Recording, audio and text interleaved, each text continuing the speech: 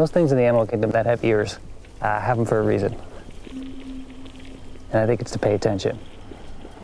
And I think a lot of modern humans are kind of the exception to that, in that we're often not paying attention to what the other things are telling us in the world, what the rest of the world is saying, the other things that are alive.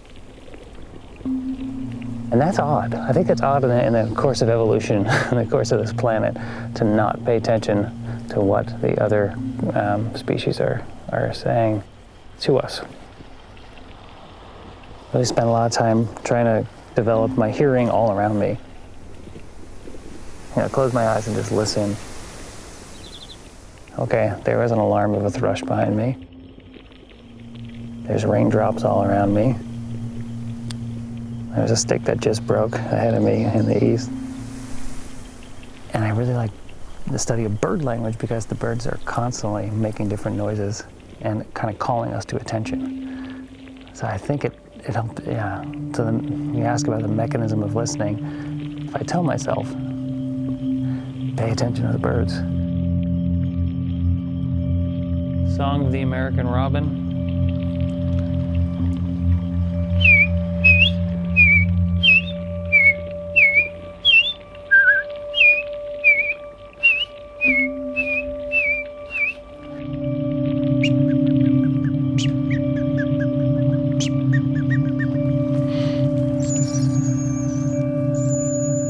Rufous-sided towhee. It's a great little song. Is say it's like drink your tea. It goes.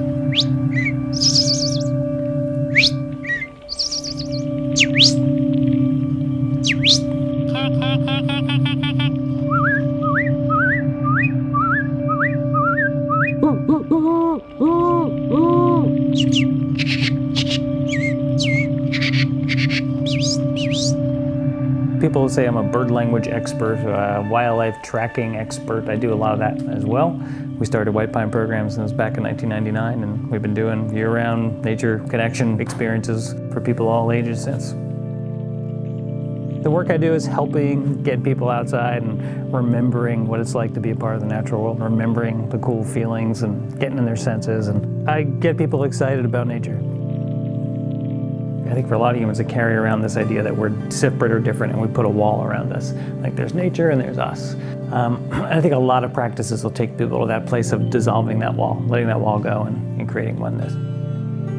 I was sitting down with someone who runs a yoga studio the other day and we had this great chat and she's like, yeah, it's just all of, you know, she goes, people show up to me because they want to unplug, slow down, connect, and be present. I was like, totally. That's what we're doing in the woods as well. So unplug, slow down, connect, be present.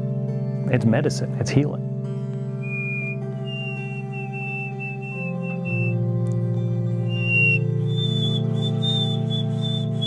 Often people struggle just slowing down and letting go of noise inside their head. Basically it comes down to, am I paying attention? Am I present? Am I in this moment? Am I aware of what's going on around me? Our minds are designed to be paying attention to a lot of things, like even the idea of like situational awareness, like where am I, what's happening around me, who are these people? Like, I think multitasking like that, it's a hyper focus on like small little things, like a small little bubble that cuts people off, that disconnects people from our innate relationship with nature, and including each other. So I think that's a microcosm of us getting distracted by our own stuff and getting over-focused to not paying attention to what's going on around us. So that's why, you know, like the birds, even right now, like I can hear the goldfinches singing. That reminds me, like, oh, the world's a lot bigger than my own little pile of work here in front of me and my own little dramas that may show up and create in my own world, but it's bigger than that. It's more important than that.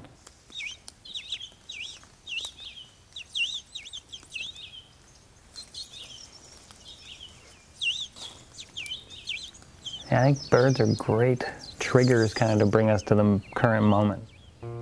Because they're awake when we're awake. They're universal, pretty much. It's hard to find a habitat that doesn't have birds. Even in deep urban areas, there's generally going to be birds. And they're super vocal. There's often bird noises happening around us. If we want to be frequently reminded to be present, choose something that's going to be out there reminding us. The birds are constantly making different noises and kind of calling us to attention. It just forces me to be in that place of listening way beyond me. That's what we call our sphere of awareness. When I'm not really aware, I'm not listening a lot beyond me. I'm often not paying attention to even the sounds I'm making. So even as I walk down this trail, you probably notice I'm not dragging my feet, I'm not jumping on sticks. I like to walk on quieter things because I can maintain that sensory integrity. I can listen better if I'm not being a noisemaker.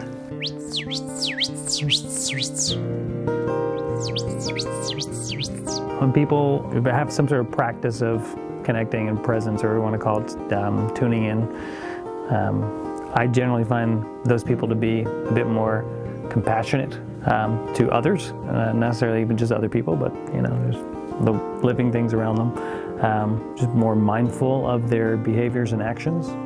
Also, I see a lot of gratitude come from people who do these practices, because you just start to realize, like, we are so blessed. Like, we live in an amazing, despite how we may be treating it at times in different ways, despite what you think about how humans interact with the world, it's an amazing world. It's just crazy that it's crazy that we exist, that I'm like can do this, I can talk, and everything in my system is working.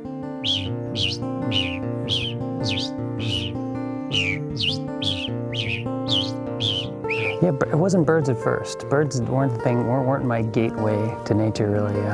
It was actually running. It was actually the idea of like the hunt, the idea of a chase, the idea of going out and finding things. As a teenager, I was way into distance running.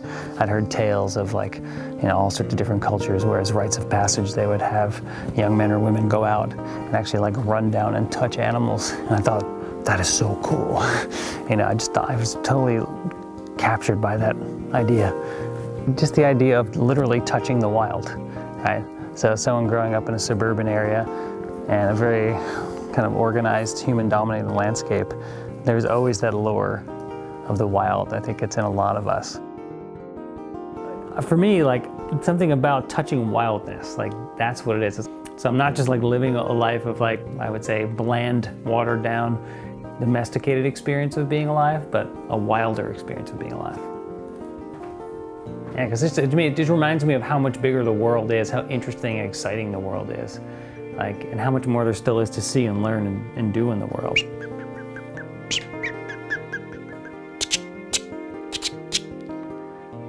It's